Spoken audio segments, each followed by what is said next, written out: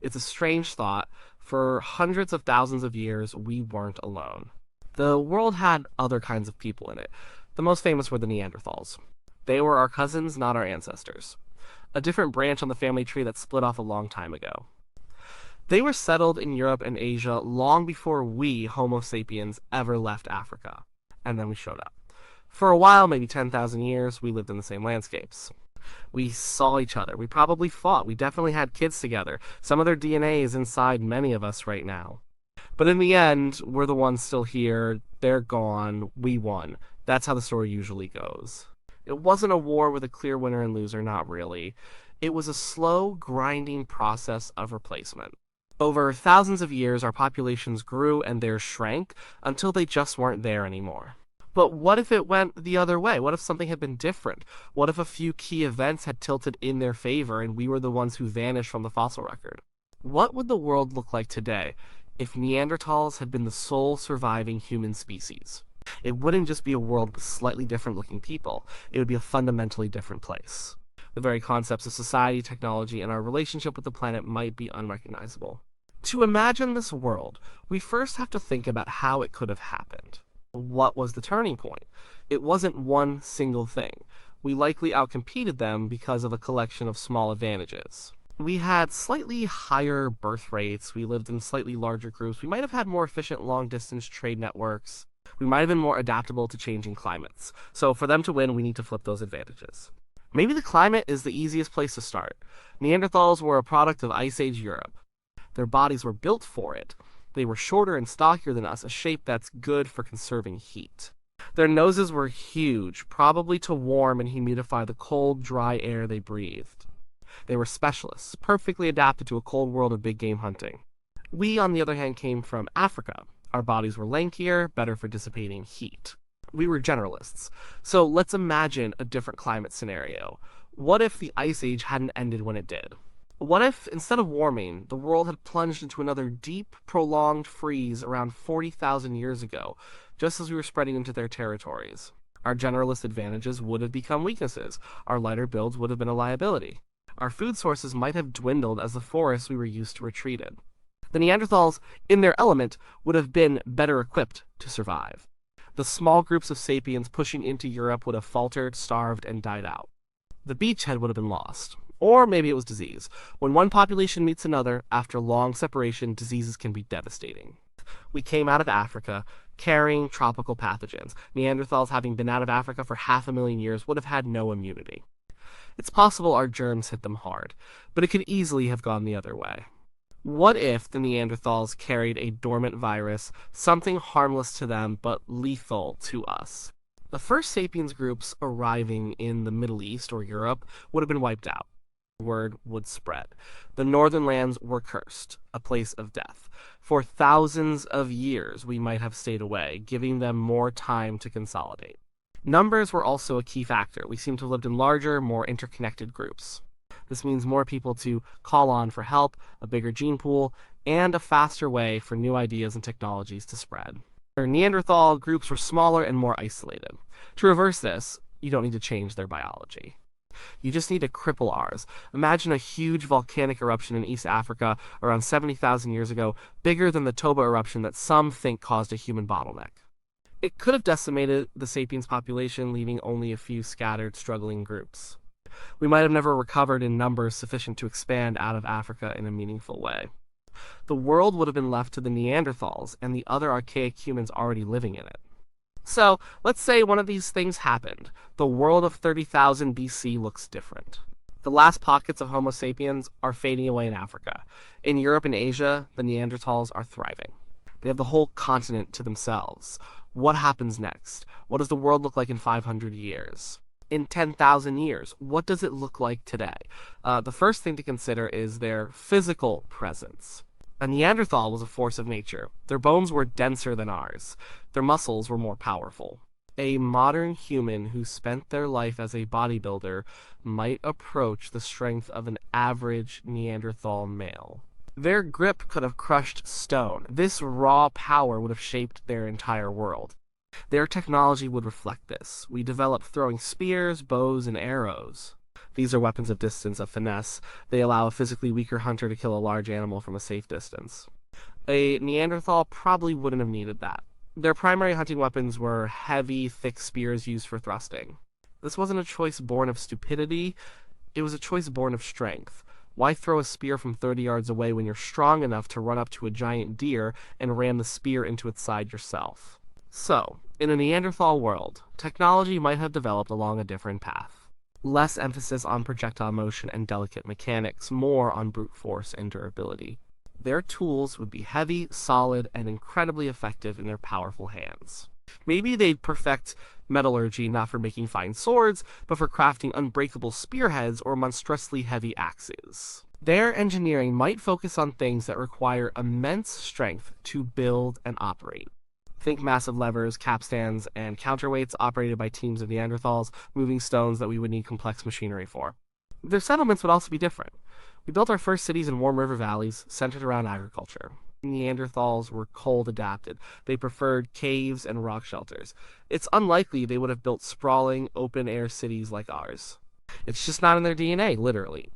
Their cities, if you could call them that, might be more like networks of interconnected, fortified valleys or vast, excavated underground complexes.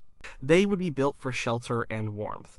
Imagine a city carved into a cliff face or a town dug into the earth, with low, thick walled buildings covered in sod for insulation. Their architecture would be about substance, security, and permanence, not soaring height or delicate beauty. The social structure would be profoundly different too. All evidence suggests Neanderthals lived in small, tight-knit family groups. Maybe a dozen or 2 dozen individuals. They were loyal to their kin. Our sapiens' advantage was our ability to cooperate flexibly in large numbers. We can form tribes, nations, corporations, groups of thousands or millions of people who have never met but share a common identity, a flag, a god, a brand. This ability seems to be tied to our capacity for abstract thought and storytelling. Would Neanderthals have developed this? It's the biggest question of all. Their brains were actually slightly larger than ours on average, but they were shaped differently. They had a larger occipital lobe, the part of the brain that processes visual information.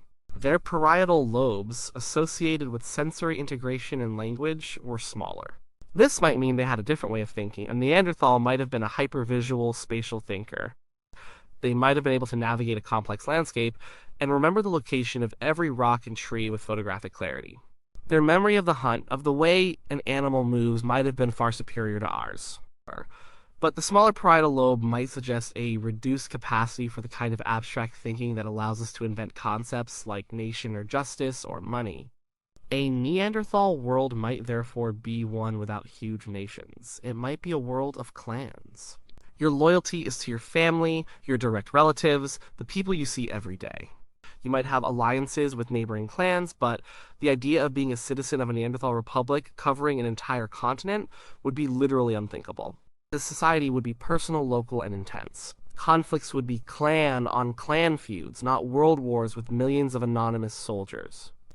In a way, it might be a more honest world. You always know who your enemy is, and you can look them in the eye. But it would also be a world of constant low-level tribal friction. Their art and culture would reflect this mindset. They did have a sense of symbolism. They buried their dead. They used ochre pigment and made simple jewelry from shells and eagle talons. But it was not on the same scale as the explosive creativity sapiens showed with their elaborate cave paintings. A Neanderthal's art might be more personal, more functional. A beautifully carved spear, an intricate pattern on a leather hide, symbols of clan identity, of a successful hunt, of a powerful animal spirit. It would be art grounded in the real physical world, not art that tells complex myths about imagined gods and distant origins. Would they have developed written language? Maybe not in the way we did. Our writing is a code for spoken words. It's an abstraction of an abstraction. A Neanderthal language might have been more pictographic, more direct. Or perhaps their communication was just different. With their different vocal tract anatomy, their voices would have been higher pitched and more nasal than ours despite their robust frames. But maybe spoken language was less central to their communication. With their hypervisual brains, perhaps gesture, posture, and facial expression carried much more of the meaning, all within the context of a small group that understood each other intimately.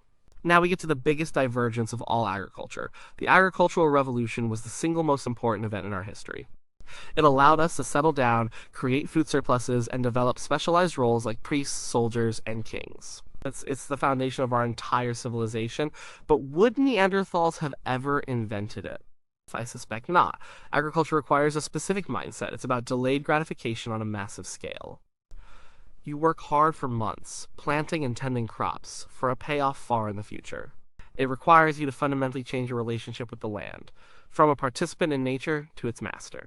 Neanderthals were hunters. For hundreds of thousands of years, their entire existence revolved around tracking and killing large animals. Their bodies, their minds, their culture, everything was geared towards the hunt. They lived in the here and now. You are hungry, you hunt, you are full, you rest. Their world was one of cycles, of seasons, of animal migrations. It was not a world of linear progress and long-term investment. Giving up the hunt to toil in a field would probably have seemed insane to them. Why would you do that? The forest is full of food. The mammoth herds will return in the spring. Their entire identity was wrapped up in being a hunter. To become a farmer would be to become something less. So, a Neanderthal world might be a world without agriculture, a world of incredibly sophisticated and advanced hunter-gatherers. Their population would be much, much smaller than ours. The Earth might have a global population of 50 million people, not 8 billion. There'd be no megacities, no New York, no Tokyo. The largest human settlements might be a few thousand people living in those sheltered valleys or underground towns. Without agriculture, there is no food surplus. Without a food surplus, you can't support a large class of people who don't produce their own food. No full-time bureaucrats, no standing armies, no professional scientists. Progress would happen, but it would be incredibly slow. A new way to knap flint or a better method for preserving meat would be a huge innovation, spreading from clan to clan over centuries. An industrial revolution would be completely out of the question. The Industrial Revolution was built on the back of agriculture. It required a massive population, concentrated labor in cities, and the scientific mindset that grew out of centuries of abstract thought. The Neanderthal world would remain in a perpetual, albeit highly advanced, Stone Age or perhaps a Bronze Age. They would be masters of their environment, but not its transformers, and what would that environment look like? It would be wild. A world where Neanderthals are the dominant species would be a world still full of megafauna. The great animal extinctions of the late Pleistocene, the disappearance of the woolly mammoth, the woolly rhino, the giant ground sloth, the saber-toothed cats, these all coincide very closely with the arrival of Homo sapiens in new lands. We were an incredibly invasive species. Our hunting methods, our population pressure, our use of fire to change landscapes, it was too much for many large animals. Neanderthals, on the other hand, had coexisted with these animals for hundreds of thousands of years. They hunted them, yes, but they were part of the same ecosystem. Their lower population density and different hunting strategies might never have pushed these great beasts to extinction. Imagine looking out over the plains of North America and seeing herds of mammoths and mastodons. Imagine Europe still roamed by cave lions and giant deer. The world would be a richer, more dangerous, and more vibrant place. The planet itself would be healthier. Without massive agriculture, there would be no large-scale deforestation. Without an industrial revolution, the atmosphere would be free of excess carbon. The rivers would run clean. The climate would be stable. The Holocene would have unfolded without human interference. It would be a world that we would recognize as a kind of paradise, a global nature preserve. But what would it be like to live there? Life would be hard. It would be short. A broken leg could be a death sentence. A bad winter could wipe out an entire clan. Violence would be personal and brutal. There would be little concept of the individual rights we take for granted. The clan would be everything, your life would be dedicated to it, and you would be expected to die for it without question. There would be no great works of literature, no symphonies, no calculus. Their intelligence would be profound, but it would be a different kind of intelligence. A practical, intuitive, in-the-moment intelligence. They would know the world in a way we have forgotten. They would be able to read the weather in the wind, track an animal for days, and understand the soul of their landscape. They would have a deep spiritual connection to the world around them, a world of powerful animal spirits and the ghosts of ancestors. It's tempting to romanticize this world. A simpler, wilder, more authentic existence. But it's also a world without the things we value most. No medicine to save a sick child. No science to explain the stars. No vast body of shared human knowledge. It would be a static world, changing only on geological timescales. And what about us? In this world, we are the ghosts. Homo sapiens are a footnote in the fossil record. A strange gracile ape that briefly appeared in Africa and then vanished. Maybe a Neanderthal paleontologist in their equivalent of the year 2024 would dig up one of our skulls and marvel at its strange small face and high, doomed forehead. They would wonder what we were like, what we thought, and why we failed. They would probably conclude that we were too fragile, too weak, too poorly adapted to the harsh realities of the Ice Age world. They might see our elaborate art and complex tools not as a sign of intelligence, but as a desperate attempt to compensate for our physical shortcomings.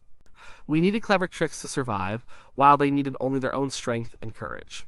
In the end, this thought experiment shows us what we are by showing us what we are not. We won not because we were stronger or braver or better, we won because of a peculiar set of skills. The ability to talk in abstractions, the knack for forming large, anonymous societies. A relentless, fidgety creativity and a desire to change our environment rather than adapt to it. These traits led us to pave over the wild world. Neanderthals would have preserved. They led to plagues and wars on a scale they could never have imagined, but they also led to moon landings, to vaccines, to Shakespeare, to the internet. The Neanderthal world would have been quieter, greener, and perhaps more stable. Our world is louder, messier, and dangerously unstable, but it's also a world of breathtaking change and infinite possibility. We carry a few percent of their genes in our DNA, a quiet reminder of the other path, the other kind of person who once shared this planet. They didn't completely lose. A part of them survived in us. And when we look at the world we've made, we have to wonder if, in some ways, they might have known something we've forgotten.